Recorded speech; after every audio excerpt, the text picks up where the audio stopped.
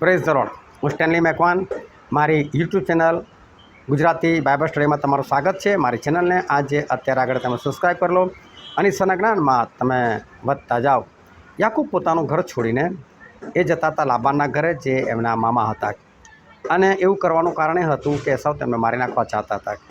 બીજી બાબત, જે રિબકા એમના મમ્મી હતા, એમણે જ કીધું કે જા બેટા, તું મારા ભાઈના ઘરે જતો રહે કે છે. અને ઈસાક જેમના બાપ હતા, એમણે પણ યાકૂબને કીધું, યાકૂબ તું ત્યાં જતો રહે કે છે લાબાનના ઘરે, અને એની જે છોકરીઓ છે એમાંથી એકની સાથે તું લગ્ન કરી લેજે કે એમ કરીને ત્યાં મોકલે છે. અને યાકૂબ રસ્તામાં જાય છે અને રાત પડી જાય છે, એટલે ઊંઘી જાય છે. રાત પડીને ઊંઘી જાય ત્યારે એમને સપના આવે છે. સપનાની અંદર એક સીડી દેખાય છે. એ સીડી છેક સ્વર્ગ સુધી હતી, ઊંચી થયેલી હતી, અને છેક ઉપર ટોચ પર યહોવા પરમેશ્વર ઊભા હતા, અને સ્વર્ગદૂતો ઉપર ચડતા હતા અને ઉપરથી ઉતરતા હતા. બે લાઈન ચડતા ઉતરતા સ્વર્ગદૂતોની એ સીડી પર હતી. અને ઈશ્વર ત્યાં યાકૂબ સાથે વાત કરી અને એને કીધું, તું જ્યાં જાય છે ત્યાં હું તને સફળ કરીશ, હું તારી સાથે રહીશ, તું ચિંતા કરીશ નહીં, અને હું તને સફળતાપૂર્વક ફરી પાછો આ જગ્યા પર લઈ આવીશ કે. અને જ્યારે એ યાકૂબ જાગી જાય છે ત્યારે એકદમ ગભરાઈ જાય છે કે આ તો કેવી ભયાનક જગ્યા છે. એટલે ભયાનક જગ્યા એટલે આ જગ્યા પર તો ઈશ્વર છે. એટલે એણે પછી ત્યાં એ જગ્યાનું નામ બેથેલ પાડ્યું, અને બેથેલનો અર્થ થાય છે દેવનું ઘર. એ કહે છે કે આ કેવી ભયાનક જગ્યા છે. એ બી જાય છે એટલે કે ઈશ્વરની હાજરીમાં હું છું. એવી રીતે એવું નહીં કે ઈશ્વરથી ભાગી જાઓ આમ તેમ, એવી કોઈ બીક નહીં, ઈશ્વર મને મારી નાખશે. પણ ઈશ્વરની હાજરીમાં હું આવી ગયો, મને આટલો બધો મોકો મળ્યો, મને આવી તક મળી. એટલે એવી રીતે એ બી જાય છે અને ત્યાં આગળ એ નામ રાખે છે. અને એ જગ્યાને એવું કહે છે કે આ તો આકાશનું, એટલે કે સ્વર્ગનું દ્વાર છે, સ્વર્ગની જગ્યા છે. તો આ યાકૂબ કેમ એ જગ્યાનું નામ બેથેલ પાડે છે, એ જાણવા માટે આ વિડીયોને તમે આખો જુઓ.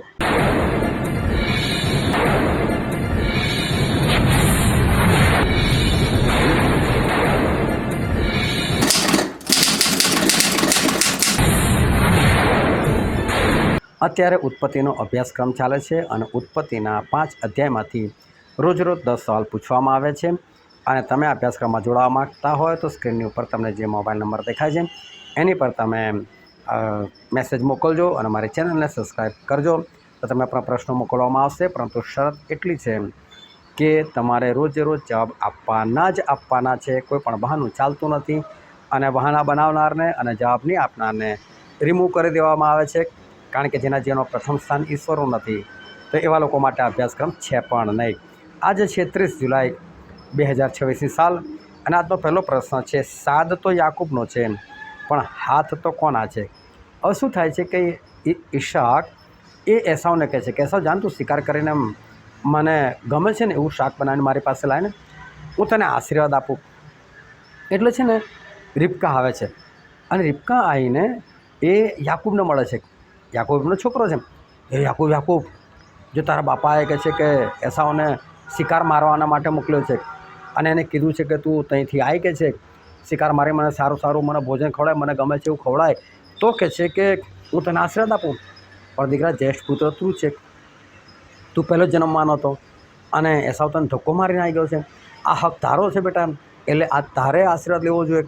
બીજી બાબત, તું હવે એસાવ કહેવાય, એટલે કે તું મોટો કહેવાય, તું જ્યેષ્ઠ પુત્ર છે, એટલે તું જા કે છે.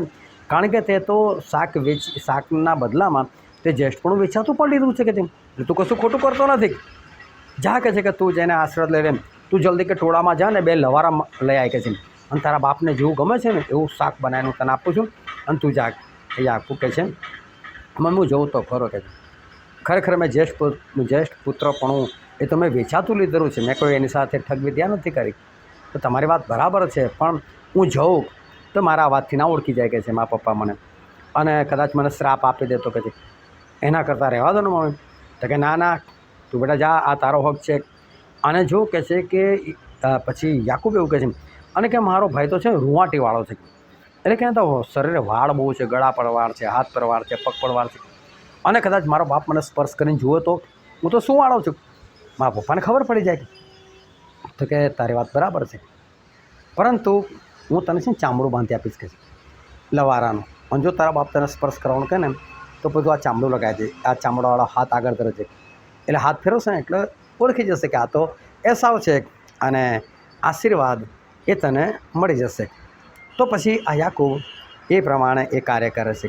તો પહેલો પ્રશ્ન છે, સાથ તો યાકૂબનો સાથ છે ખરો, પણ હાથ તો કોના હાથ છે?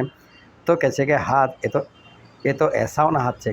આવો એ ઈસાક એ જાહેર કરે છે. બીજો પ્રશ્ન છે, કોણે કોનું નામ એસેક પાડ્યું? અને આ છે ને કૂવાનું નામ છે. અને ઈસાક જે છે એ કૂવાનું નામ એસેક પાડે છે. પછીનો પ્રશ્ન છે, યાકૂબે તેના મામા લાબાનની દીકરી રાહેલને તથા કોના ઘેટાને દીઠા? અહીં થોડી શબ્દની મેં મારે કરેલી હતી ઓપ્શનની અંદર કે રાહેલના તથા લાબાનના, રાહેલના મામા લાબાનના શું ખબર આવે તેમ. અને અમુક લોકો ગૂંચવાઈ ગયા આની અંદર, પરંતુ બહુ સીધું સ્પષ્ટ બાઇબલની અંદર લખાણ કરેલું હતું કે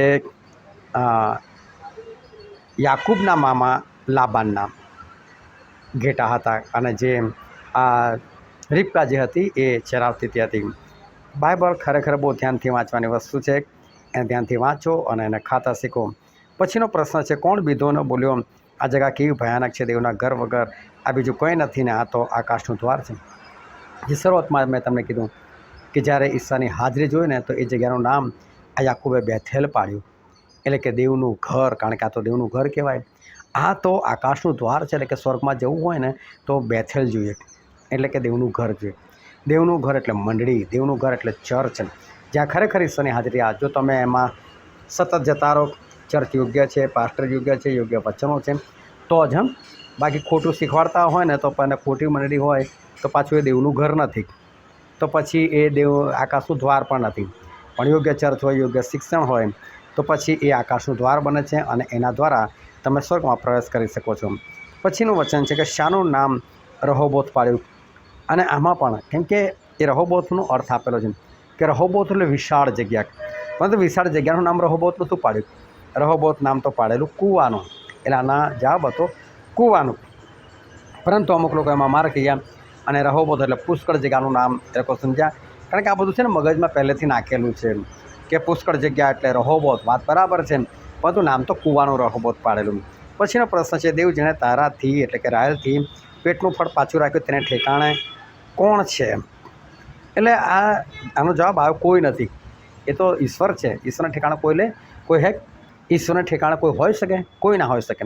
એટલે રાહેલને છે ને છોકરા નહોતા થતા, અને રાહેલને છોકરા નહોતા થતા ને એટલે એ યાકૂબને કહે મને છોકરા આપ, કે છે જબરદસ્તીથી. એટલે યાકૂબ ગુસ્સે થયા છે કે ભાઈ ઈશ્વર તને બાળક નથી આપે, તું મારી પાસે કેમ પડે છે? હું ઈશ્વરના ઠેકાણે છું કે તને બાળક આપી દઉં? કે છે એ તો બધું ઈશ્વરના હાથમાં છે. હવે આ જે રાહેલ છે ને એ રાહેલ હતી તો યાકૂબની પત્ની, અને યાકૂબ એમની પર બહુ પ્રેમ કરતા હતા. યાકૂબ ઈશ્વરને માનનાર, રાહેલ એમની સાથે આવા તૈયાર થાય છે. પણ રાહેલ શું કરે છે ખબર છે? એના બાપની મૂર્તિઓ લઈ આવે છે. એનો મતલબ એણે હજુ સુધી ઈશ્વરને ગ્રહણ કર્યા નથી, અને ઈશ્વરને ગ્રહણ ના કર્યા હોય તો ઈશ્વર શું કામ બાળક આપે? એટલે છે ને સંપૂર્ણ થવું બહુ જરૂરી છે. ઇબ્રાહિમ સંપૂર્ણ થયા ને ત્યારે જ એમને બાળક મળેલું, અને એટલે બાળક જોઈતું તો સંપૂર્ણ થવું બહુ જરૂરી છે. એટલે જરૂર નથી કે બધા સંપૂર્ણ થાય તો જ ઈશ્વર બાળક આપે છે, પણ ઈશ્વર જે ખાસ બાળક આપે છે ને સ્પેશિયલ, એ તો સંપૂર્ણ વ્યક્તિને જ આપે છે. બાકી તો લોકોને જન્મતા જ હોય છે અને એ લોકો એમને હેરાન કરતા હોય છે અને બીમારે પડતા હોય, ઘણું બધું થતું હોય છે. પરંતુ જે બાળક ઈશ્વર આપે છે ને એ બાળક અદ્ભુત હોય છે. પછીનો પ્રશ્ન છે, તું તારી તરવારથી જીવશે ને તું તારા ભાઈઓની સેવા કરશે, તું એટલે કોણ? અને એનો જવાબ છે એસાવ. હવે યાકૂબ તો જાય છે અને ઈસાકને કહે છે કે હું આવી ગયો. તો કે તું કોણ છે? એમ તો કે હું તારો જ્યેષ્ઠ પુત્ર એસાવ છું, કે છે. હવે જુઓ, બધાને એવું લાગે જૂઠું બોલે છે, પરંતુ એ કહેવાય કે જ્યેષ્ઠ પુત્ર એસાવ, એટલે કે જ્યેષ્ઠ પુત્ર પણ તો મેં વેચાતું લીધું છે, પછી એ જ છે ને. આનું તમને કહું કે યાકૂબ જો જૂઠા હોત ને તો ઈશ્વર કદાચ એમની સાથે રહેત. ઈશ્વરે કીધું તારી સાથે રહીશ, કે છે. એટલે છે ને બહુ નાનપણથી પેલા સન્ડે સ્કૂલથી લઈને ચર્ચમાંથી લઈને બહુ ખોટું શિક્ષણ આપવામાં આવ્યું છે. યાકૂબ ઠગ હતા અને એમણે પેલા એસાવને છેતરીને બધું લઈ લીધું. તમે આખું બાઇબલ ધ્યાનથી વાંચો, છેતરીને લીધું જ નહીં, અને છેતરીને આશીર્વાદ પણ નથી લીધો. હિબ્રુ 11 અને 20ની અંદર બહુ સ્પષ્ટ લખેલું છે, ઈસહાકે વિશ્વાસથી આશીર્વાદ આપેલો. એમને ખબર જ હતી કે આ એસાવ નથી, આ યાકૂબ જ છે, એવું ધારીને, એવું માનીને અને એવો વિશ્વાસથી એમણે આશીર્વાદ આપેલો. હું યાકૂબને આશીર્વાદ આપું છું. એસાવ છે ને બરાબર નહોતો, અને એસાવ તો બને ને તો એના બાપનું મર્ડર કરી નાખે. એટલે ઈસાક છે ને આ બધી કાળજી રાખે છે, અને જાણે પોતે છેતરાયા હોય ને એવું દેખાડે છે પણ તે કોઈ છેતરાયા નહોતા. એમને બધું જ ખબર હતી કે મારી સામે એ યાકૂબ જ આવેલા છે. અને જ્યારે એસાવ આવીને કહે છે કે હવે મને આશીર્વાદ આપો ને, એટલે ઈસાક શું કહે છે કે ભાઈ હું તને કઈથી આશીર્વાદ આપું, મારી પાસે રહ્યા જ નથી. કે શું તારી પાસે આટલો જ આશીર્વાદ હતો? કે હા આટલો જ. કેમ કે એમને ખબર હતી કે ઈશ્વર વર્ષો પહેલાં શું કીધું છે, મોટો નાનાનો દાસ થશે, આ મોટાના કામ જ ગુંડા છે. એટલે યાકૂબ પોતે છે ને એસાવથી કંટાળેલા પણ હતા, એની પત્નીઓથી કંટાળેલા હતા. એટલે શું આશીર્વાદ નીકળે? અને ઈશ્વરે જ્યારે કહી દીધેલું હતું કે આશીર્વાદિત નથી થવાનો, તો યાકૂબના આશીર્વાદ આપવાથી શું થાય? તો યાકૂબ કેવો આશીર્વાદ આપે છે કે તું તારી તરવારથી જીવશે અને તું તારા ભાઈની સેવા કરી શકે છે. તું તારા ભાઈનો દાસ થશે. બોલ આબુ લખેલું છે. તો તમે આટલેથી વાત બતાવો કે એસાવને ખરેખર આશીર્વાદ મળતો જ નથી. પછીનો પ્રશ્ન છે, યહૂદાના જન્મ પછી કોનું જણવાનું બંધ થયું? અને એ છે લેઆહ. લેઆહને 4 બાળકો થયા, પછી જણવાનું બંધ થઈ ગયું. ખરેખર બંધ નહોતું થયું, અટકી ગયેલું. કેમ અટકી ગયેલું? બની શકે એમના મનની અંદર કોઈ વિચાર આવ્યો હોય, બની શકે કદાચ અભિમાન આવ્યો હોય કે મારો પતિ યાકૂબ તો રાહેલને વધારે પ્રેમ કરે છે, મારી આંખો કમજોર છે એટલે કદાચ મને ઓછો પ્રેમ કરે છે, પણ છોકરા તો હું જ જણું છું, છોકરા તો હું જ આપું છું.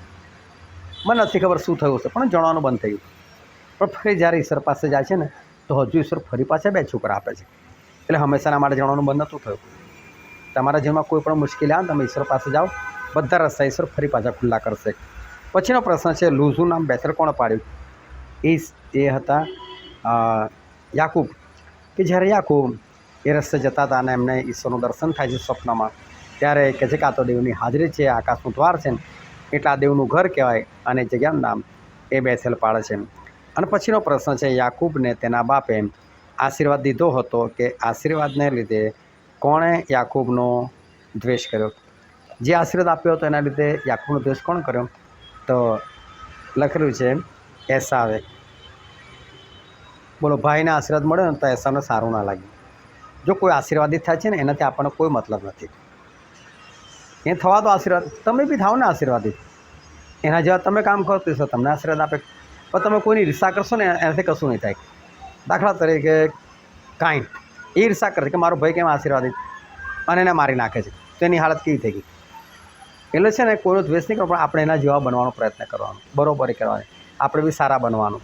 ઈર્ષા કરો એના કરતાં આપણે સારા ના બનીએ, ઈશ્વર આગળ માન્ય થાય. તો આ રીતે તમે ઈશ્વરના જ્ઞાનમાં તમે વધી શકો છો. ઈશ્વર તમને આશીર્વાદ આપે. આમેન.